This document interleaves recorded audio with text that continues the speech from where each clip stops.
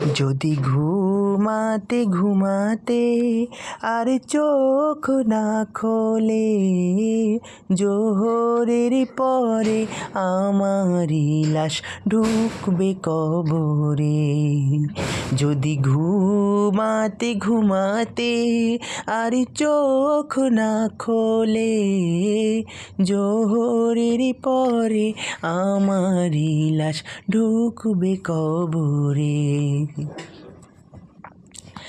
আমার অনেক দিন বাঁচার আশা ধ্বংস যে হলো, আমার জমিয়ে রাখা টাকা সবাই নিয়ে নিল।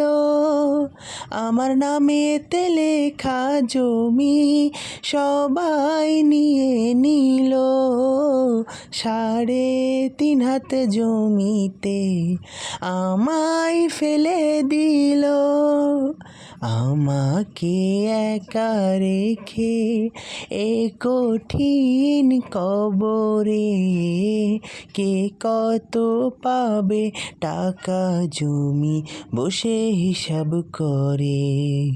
যদি ঘুমাতে ঘুমাতে আর চোখ না খোলে, জোহরের পরে আমারই লাশ ঢুকবে কবরে।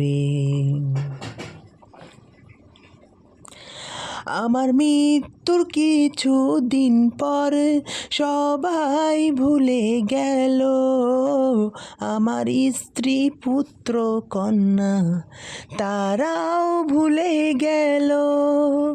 যাদের তরে ভেবে আর খেটে জীবন গেল, তারাই এত সহজে আমার পর হলো। এই দুনিয়া মহা ধোঁকা বুঝলাম এবারে, জোহরের পরে আমারই লাশ ঢুকবে কবরে।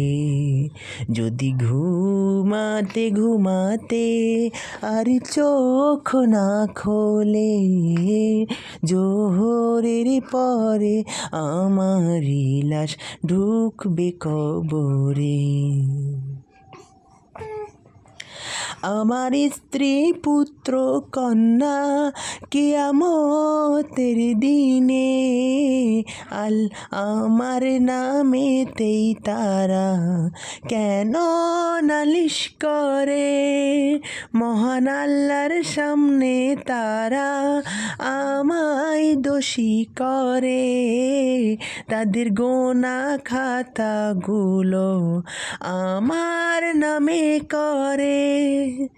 যাদের সুখের জন্য আমি করলাম কত যে, তারাই আমাকে আজকে রে করলো দোষী রে।